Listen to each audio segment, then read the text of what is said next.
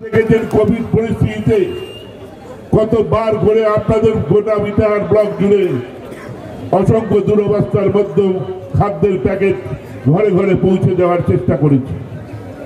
প্রতি বছর ঈদ আসে, গরিব মা বোনদের, গরিব মানুষদের জন্য যত সামান্য সাধ্য বস্ত্র নিয়ে হাজির হই। আসে ঈদের পর দুর্গাপূজায় হাজির হই। আসে শীত, এবারের কম্পন শীতেও আমি চেষ্টা করেছি মানুষের হাতে শীত বস্ত্র তুলে দিতে। অপরাধটা কি ছিল আমার? বিচার আপনারা করবেন।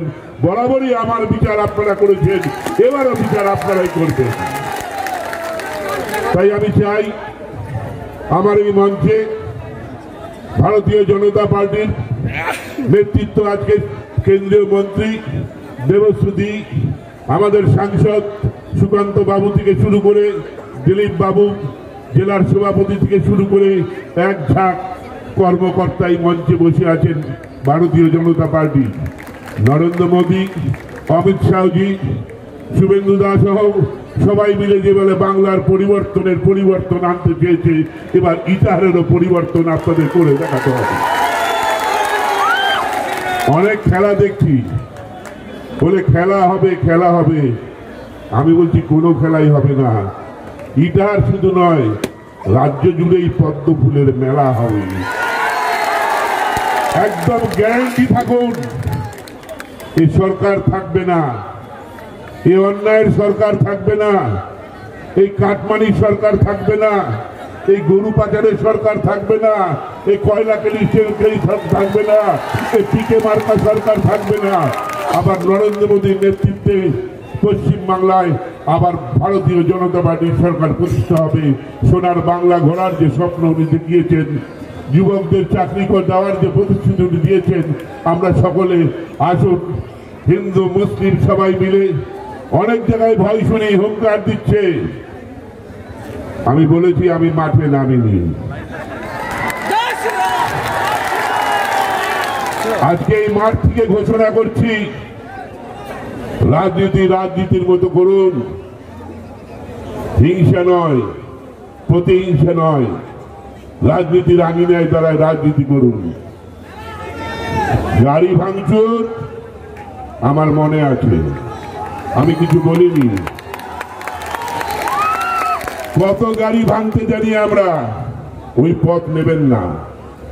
আমার অনেক মুসলিম ভাই মা বোনরা ফোন করে যে তুই বিজেপি যাচ্ছিস, আমরাও তো বিজেপির ভোট দিন।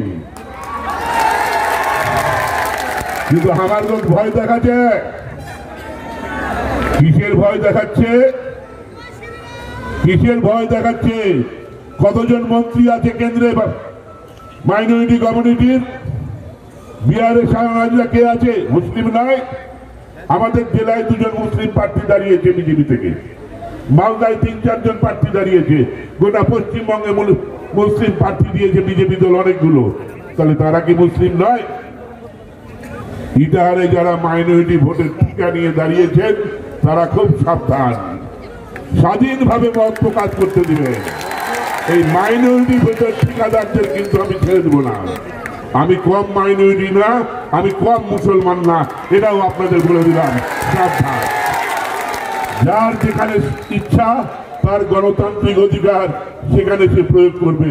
বারবার মোদীজি, অমিত শাহজি বারবার অনুরোধ করেছে, আপনার নিজের ভোট আপনি নিজে দিন, ভোটে কোনো ভয় পাবেন না, কেন্দ্রীয় ফোর্স মোতায়েন থাকবে।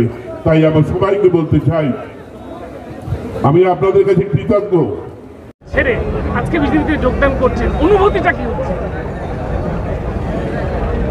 অনুভূতি বিশেষ কিছু নয়, অন্যায় অবিচারের বিরুদ্ধে লড়ছে।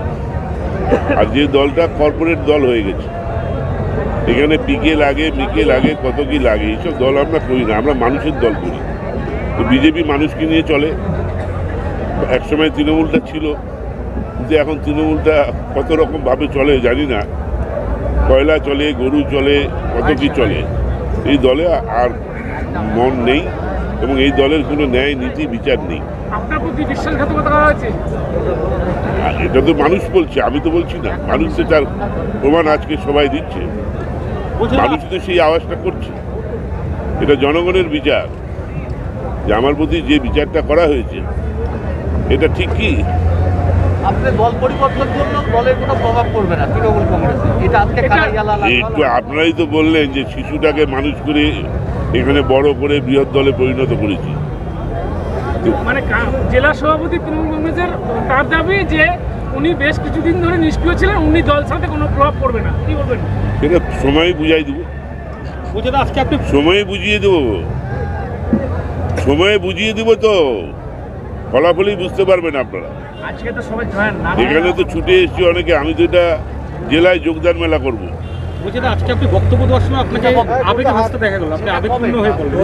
এটা মানুষ এসছে যেভাবে, তাদেরকে তো কিছু বলতে হবে। এই তৃণমূল তার যোগদান যে পর্ব মেলাটা সেটা কবে করবেন?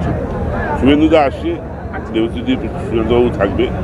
ডেটটা কি হয়েছে? এখানে তাও ছুটে এসছে, কালিয়াগঞ্জে ছুটে এসে যে কংগ্রেস থেকে কংগ্রেসের জেলা সহসভাপতি ও এসে ছুটি যোগদান করলো। অনেকে বলছে আমি রিটায়ার আসতে হবে না, আমরা ওখানেই করবো, নিজ নিজ ব্লকেই করবো।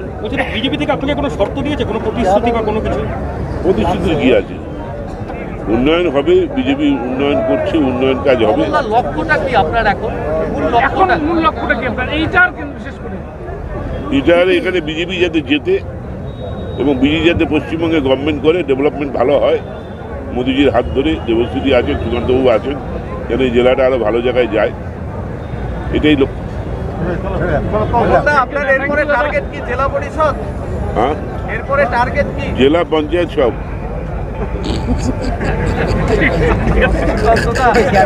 সুকান্তদা, এর আগে